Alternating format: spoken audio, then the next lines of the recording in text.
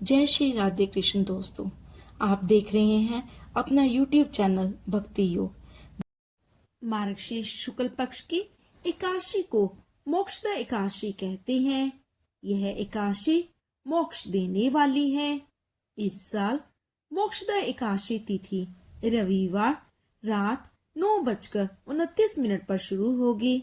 इसका समापन सोमवार को शाम 7 बजे है। उदय तिथि के अनुसार मोक्षदा एकादशी का व्रत सोमवार को रखा जाएगा। इस दिन सुबह 8:20 से शाम 7 बजे तक भद्रावी रहेगी।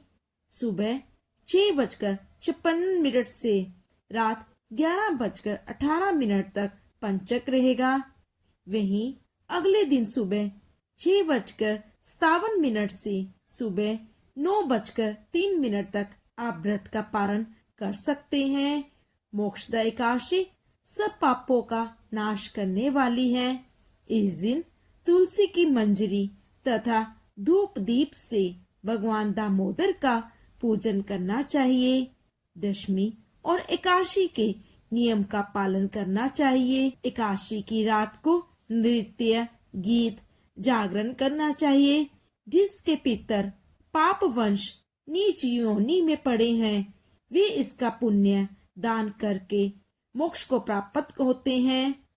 आइए सुनते हैं मोक्षदा एकादशी की व्रत कथा। धर्मराज युधिष्ठिर कहने लगे कि हे भगवान, मैंने मार्गशीर्ष कृष्ण एकादशी अर्थात उत्पन्न एकादशी का सविस्तार वर्णन सुना। अब आप कृपा करके मुझे मार्गशीर्ष माह के शुक्ल पक्ष की एकादशी के विषय में भी बतलाइए। इस एकादशी का क्या नाम है तथा इसके व्रत का क्या विधान है, इसकी क्या विधि है, इसका व्रत करने से किस फल की प्राप्ति होती है। कृपया यह सब विधान पूर्वक कहिए।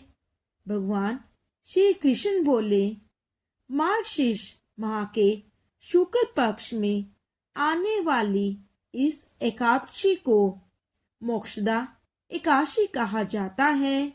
यह व्रत मोक्ष देने वाला तथा चिंतामणि के समान सब कामनाएं पूर्ण करने वाला है, जिससे आप अपने पूर्वजों के दुखों को खत्म कर सकते हैं।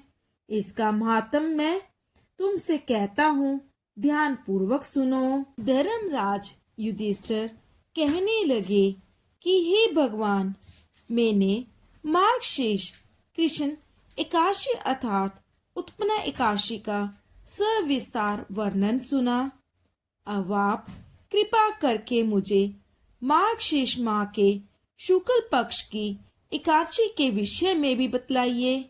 इस एकादशी का क्या नाम है तथा इसके व्रत का क्या विधान है, इसकी विधि क्या है, इसका व्रत करने से किस फल की प्राप्ति होती है। कृपया यह सब विधान पूर्वक कहिए। भगवान श्री कृष्ण बोले, मार्गशीर्ष माह के शुक्ल पक्ष में आने वाली इस एकादशी को मोक्षदा एकादशी कहा जाता है। यह व्रत मोक्ष देने वाला तथा चिंतामणि के समान सब कामनाएं पूर्ण करने वाला है, जिससे आप अपने पूर्वजों के दुखों को खत्म कर सकते हैं। इसका महात्म मैं तुमसे कहता हूँ, ध्यान पूर्वक सुनो। गोकुल नाम के नगर में वेखानस नामक राजा राज्य करता था। उसके राज्य में चारों वेदों के ज्ञाता ब्राह्मण रहते थे। वह राजा अपनी प्रजा का पुत्रवत पालन करता था। एक बार रात्रि में राजा ने एक स्वप्न देखा कि उसके पिता नरक में हैं। उसे बड़ा आश्चर्य हुआ। प्रातः वह विद्वान ब्राह्मणों के पास गया और अपना स्वप्न सुनाया। कहा, मैंने अपने पिता को नरक में कष्ट उठाते देखा है। उन्होंने मुझसे कहा कि हे पुत्र, मैं नरक में पड़ा हूँ, यहाँ से तुम मुझे मुक्त कराओ। जब से मैंने ये वचन सुने हैं तब से मैं बहुत बेचैन हूँ। चित्त में बड़ी अशांति हो रही है। मुझे इस राज्य, धन, पुत्र, स्त्री, हाथी, घोड़े आदि में कुछ भी सुख प्रतीत नहीं होता। क्या करूं? राजा ने कहा, हे ब्राह्मण देवताओं, इस दुख के कारण मेरा सारा शरीर जल रहा है। अब आप कृपा करके कोई तप, दान, व्रत आदि ऐसा उपाय बताइए जिससे मेरे पिता को मुक्ति मिल जाए। उस पुत्र का जीवन व्यर्थ है जो अपने माता पिता का उद्धार ना कर सके। एक उत्तम पुत्र जो अपने माता पिता तथा पूर्वजों का उद्धार करता है वह 1000 मूर्ख पुत्रों से अच्छा है। जैसे एक चंद्रमा सारे जगत में प्रकाश कर देता है परंतु हजारों तारे नहीं कर सकते। ब्राह्मण ने कहा, हे राजन, यहाँ पास ही भूत, भविष्य, वर्तमान के ज्ञाता पर्वत ऋषि का आश्रम है। आपकी समस्या का हल वे जरूर कहेंगे। ऐसा सुनकर राजा मुनि के आश्रम पर गया। उस आश्रम में अनेक शांत चित्त योगी और मुनि तपस्या कर रहे थे। उसी जगह पर्वत मुनि बैठे थे। राजा ने मुनि को दंडवत प्रणाम किया।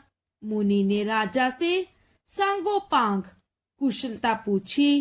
राजा ने कहा कि महाराज, आपकी कृपा से मेरे राज्य में सब कुशल हैं, लेकिन अकस्मात मेरे चित्त में अत्यंत अशांति होने लगी है। ऐसा सुनकर पर्वत मुनि ने आंखें बंद की और भूत विचारने लगे। फिर बोले, हे राजन, मैंने योग के बल से तुम्हारे पिता के कुकर्मों को जान लिया है। उन्होंने पूर्व जन्म में कामातुर होकर एक पत्नी को रति दी, किंतु सोत के कहने पर दूसरी पत्नी को ऋतु दान मांगने पर भी नहीं दिया। उसी पाप कर्म के कारण तुम्हारे पिता को नरक में जाना पड़ा। तब राजा ने कहा, इसका कोई उपाय बतलाइए।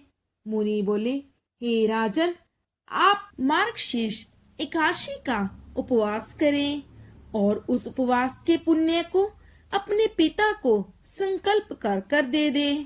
इसके प्रभाव से आपके पिता की अवश्य नरक से मुक्ति होगी।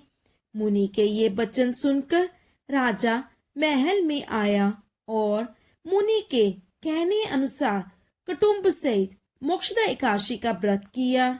उसके उपवास का पुण्य उसने अपने पिता को अर्पण कर दिया।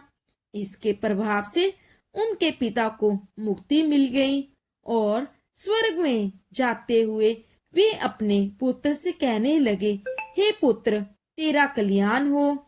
यह कहकर वो स्वर्ग को चले गए। मार्गशीर्ष मास की शुक्ल पक्ष की मोक्षदा एकादशी का जो व्रत करते हैं उनके समस्त पाप नष्ट हो जाते हैं। इस व्रत से बढ़कर मोक्ष देने वाला और कोई व्रत नहीं है। इस दिन गीता जयंती भी मनाई जाती है। साथ ही यह धनुर्मास की एकादशी कहलाती है।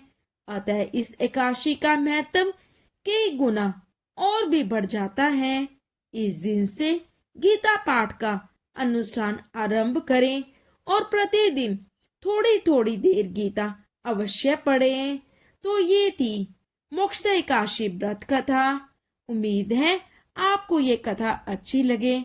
अगर आपको ये कथा अच्छी लगे तो प्लीज इसे अपने मित्रों से शेयर अवश्य करें और मेरे इस चैनल को सब्सक्राइब करें। धन्यवाद। आपका दिन मंगलमय हो और सबको मोक्षदा एकादशी की शुभकामनाएं।